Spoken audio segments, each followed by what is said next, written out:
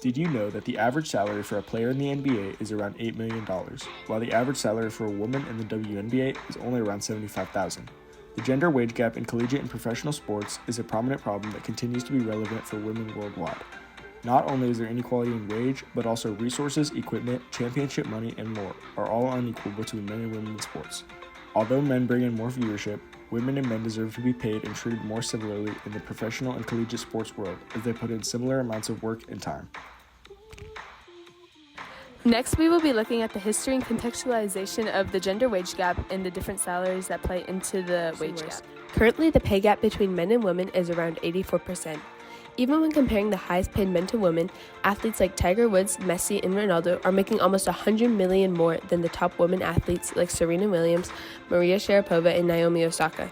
Revenue also plays a role into this disparity. For example, in the NBA, men are getting 50% of what the NBA makes, while the women in the WNBA are only getting 20% of that revenue. The budgets the teams are provided also play a difference in the gender wage gap. The MLS teams are getting a $4,900,000 budget, as the NWSL are getting only a $650,000 budget. The prize money differs for both men and women as well. For example, in the FIFA World Cup, men are getting paid much more prize money than the women are. Gender equality in sports is an ongoing issue dating back from the first Olympics. The first Olympics was held in 1896, but the first time women were allowed to compete was the 1900 Olympics. This issue is ongoing, even just recently with the United States women's soccer team. To truly understand the severity and longevity of this issue, we need to go back and look at the most important events in this topic. This discrepancy occurs in all sports. The only constant is that women are being paid less than men. First, let's start with Billie Jean King. King was a world-renowned tennis player who fought for equal pay in the sports world. One of her most defining moments was in the open area. She competed in 1970 and received only $600. The men's champion of the same event won $3,500. This was an eye-opening event for King. She knew that she needed to step up. Even after being celebrated in 1971 as the first woman athlete from any sport to make more than $100,000, it was still miles less than what the men were winning. This pushed her into action, and she formed the Women's Tennis Association. After this, she threatened to boycott the US Open unless the prizes between genders were equal. It worked, and the winners of the US Open both took home $25,000. Although this was a huge victory, the rest of the 3 Grand Slam tournaments for tennis did not change their prices to equal pay until Wimbledon in 2007. This tennis movement also began around the time that the Title IX law came into play. The Title IX law first came to be during the Education Amendments of 1972. It bars sex discrimination in education programs and activities offered by entities receiving federal financial assistance. This means that it would now be illegal for gender equality in high school sports and schools. This being said, gender discrimination still went on and is still an issue today, although better. Another sport also took action when in March of 2017, the U.S. women's hockey team declared that they would sit out of the International Ice Hockey Federation World Championship starting later that month if the call for more pay was not met. The women's team asked for a $68,000 salary because they were only paid for 6 months leading up to the Olympics, despite the time that they spent training and making public appearances for USA Hockey. Their threat worked, and they got what they asked for along with extra benefits like maternity leave and childcare. As we can see, the theme here is that women have to fight for what should be a given: equal pay to men. This leads to one of the most well-known fights for gender, the U.S. women's soccer team. Currently, the U.S. women's soccer team is in a fight to earn equal pay. Since filing a gender discrimination lawsuit against the U.S. Soccer Federation in 2019, the U.S. women's national team has gone on to win a second consecutive World Cup. They are still being paid less than the men, who lost in the first round of playoffs. They have been fighting for equal pay and against gender discrimination ever since they filed the lawsuit and are only just now being compensated. This 6-year battle came to an end just this February with $24 million in payments from U.S. Soccer to the players, and almost more importantly, a promise for equal pay between men and women going forward. After years of unprecedented success on the global stage, this morning, a victory for the U.S. women's soccer team off the field. A gender pay gap has been at the crux of a long-running legal dispute between U.S. soccer and its players. Those demands now met with an historic agreement. According to the players, the federation will pay $22 million to the athletes, plus another $2 million for post-career goals and charitable efforts. Next, we have some student interviews. Although I've never faced gender discrimination in sports, at my school I see a lot of that happening. For example, between the girls basketball team and the men's basketball team, I feel like the men get a much bigger turnout and people don't show up until the men's games start, which I think is pretty disrespectful. And then one thing I also find is that during women's games, people usually will go on their phones and not really pay attention. Well, I feel like there's much more energy and investment in the men's sports at my school. I've seen gender inequality with fan turnout. I've noticed that men's games get a lot more fan attendance than women's games, and I've also seen gender inequality, especially in women's soccer. They aren't paid as equally to men, and the pay gap it's currently being fixed. So from my experience, I like to watch basketball, and I found that it's harder to find women's basketball to watch than men's. At my school, gender discrimination has been shown during the women's soccer team. The men's soccer team has nicer jerseys than the women's, and ours are way smaller, and they don't do anything to fix that. And even though the women's team is better than the men's, they still give men more opportunities than they do women. I don't know. Next up is continued research and evidence. My group and I continue to conduct more research on why women in the sports world should be paid more similarly to men. I had the chance to speak with Cindy Cohn, who is a two-time U.S. soccer president. Cindy was just re-elected for her second term, and she's the first ever woman to serve as the U.S. soccer president, representing both the men and women. Not only that, Cindy has many accolades as a soccer player, as she's a two-time Olympic gold champion and also a World Cup champion. She also played here at UNC and was a four-time All-American. Coming back to North Carolina, she is an NCFC coach, and I had the opportunity to work with her as my coach last year. Since she is a player, she has a first-hand account of what it's like to experience gender inequalities. Speaking with Cindy, I was able to question her on what she experienced being such a high-level player and also what she sees being the U.S. soccer president. The first question I asked her was, how has your fight and battles with the lawsuit for equal pay changed or added to your perspective on the gender wage gap in professional sports? She says, obviously, I've always been a huge supporter and advocate for equal pay, dating all the way back to my playing days. Going through this litigation has added to my perspective to think about creative ways to equalize pay, even when the unequal pay is due to a third party. The next question is, as the U.S. soccer president and previous professional and college elite player for some of the best programs in the world, what are some of your personal experiences throughout your career with gender inequality in the sports world? She says, outside of pay, I have experienced differences in treatment and expectation. Many believe that as players we should be thankful for what we are getting and not push for what we should be receiving. The last question is, what are your hopes for the gender wage gap and other areas of inequalities when looking towards your second term as U.S. soccer president? She says, my dream is that every sport and every industry gives everyone equal pay and equal opportunity. I want to point out that second part to this. Equal pay is one thing, but we must make sure that everyone has equal opportunity as well. I created a Google form that had questions about inequality in gender, and then going on to if they have seen or experienced inequality in gender at Green Level High School. And I asked the Green Level women's lacrosse team to answer these questions, and here are the responses. First question was, what's your opinion on the inequalities between men and women in professional sports? The two responses were, I think it's insane that people discriminate someone's talent specifically based on their gender. If anything, women go through so much hate and having to put up more effort to even try to fit into these weird standards of others, to barely feel enough in their sport they play. Second response, men are idolized more than women.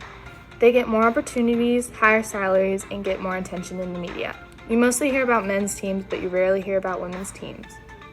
The second question was, do you specifically see this at Green Level? And what are examples of these inequalities that you've seen?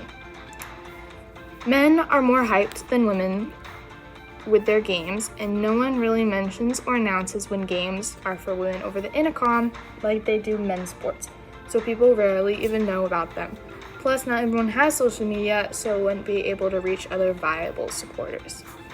The men's teams get advertised more and gather more attention than the women's teams, and people love to talk about the men's teams but never talk about women's, because that's how they're taught to view sports. Since you were able to play on a sports teams, the men's teams always get more pressure, are always talked about more, especially popular sports like baseball or soccer. Women's teams are less looked upon. My last question was, do you see a gender gap in sports between men and women in green level athletics? And then what are times you've seen it? The uniforms at times are so much more revealing for women than needed to be. And I don't really go to games or pay attention to sports, but I do know that if it happens in a professional environment with adults, it definitely happens in schools. In gender equality, the problem isn't just in sports, it is also in everyday life here at school too, as sad as it is.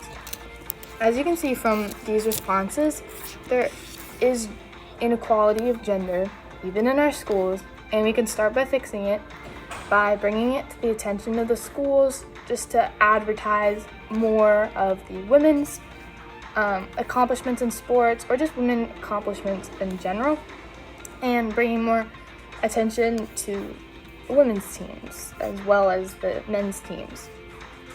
And by doing this, we can start by making a difference in our school and extending it to make a difference in college and professional athletics as well. Now we are listening to two collegiate athletes and a green level coach interview.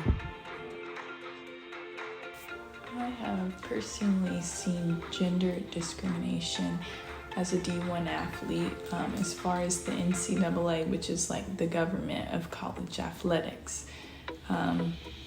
They have plenty of money, however, they use their money for men athletes instead of women's. A good example is in the last March Madness tournament last year. The men had a whole weight room to use to prepare for their games, while the women only had some yoga mats and bands.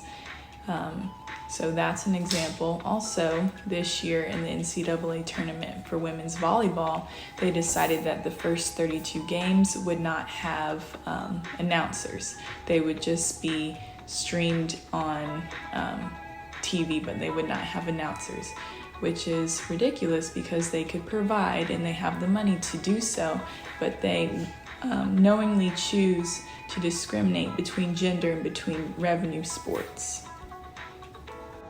Okay, this is Katie Hunter. She is the founder of the Girls of Green Level Athletics here at Green Level. She is recently committed to Rollins for women's lacrosse, and she's an advocate for women's equality. So I'm going to ask her some questions. Was gender inequality a factor in the creation of your club? If not, what were the reasons for creating your club? I wanted to create my club so that the voices of female athletes could be heard. Before our club, I felt like the athletics department, and specifically with the female teams, was so divided. We never really supported each other or got much support from the athletics department, so I created the club to make sure that we did get that support that we needed. Thank you. As a woman in athletics, how has gender inequality affected your career in sports?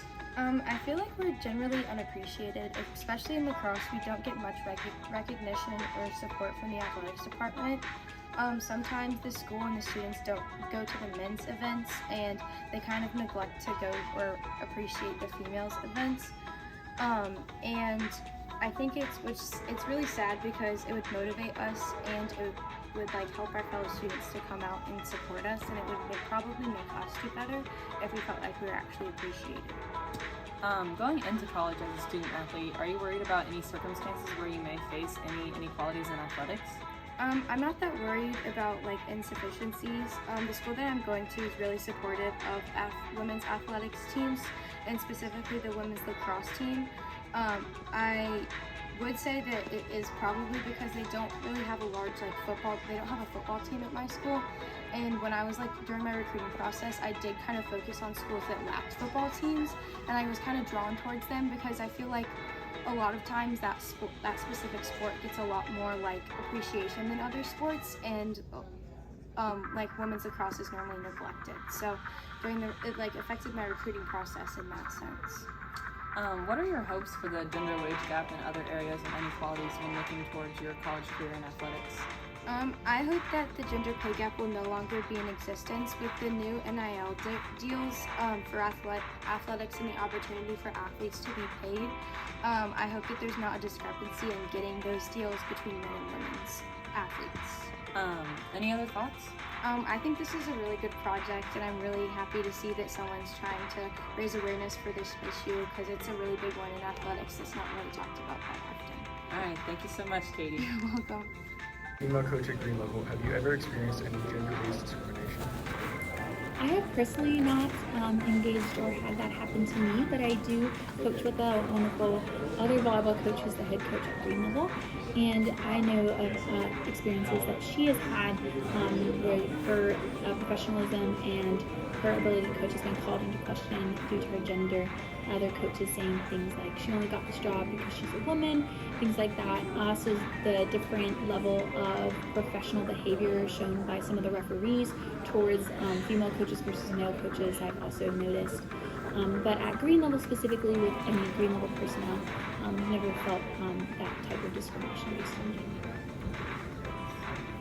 Do you feel your team has ever received less resources because it's a girls' team?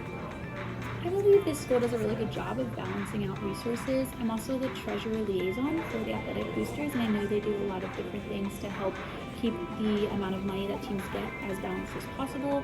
For example, they do like a roundup fundraiser, and that money gets dispersed between the teams evenly. They also have a really rigid schedule about which teams get uniforms when, to keep things as equal as possible. So I think this school does a good job balancing them. Do you think your athletes are given the same opportunities as male athletes? I think in some ways they are, but there are still some discrepancies in the way that they're treated. And one example I can think of is just the amount of people that come to the games or spectators. You know, some of those male sports teams have the opportunity to play in front of larger crowds with a better audience versus other women's sports teams. Thankfully with volleyball, you know, we had some really great turnouts, but that wasn't the case for all women's sports teams compared to male sports teams. I'm sure there's other examples, but that's one of the things I can think of. Thank you so much. All in all, the gender wage gap is still a prominent problem that needs to be fixed. Being student athletes ourselves, we hope this brings awareness to the issue. Hopefully soon, the gender wage gap between men and women will not be a gap at all.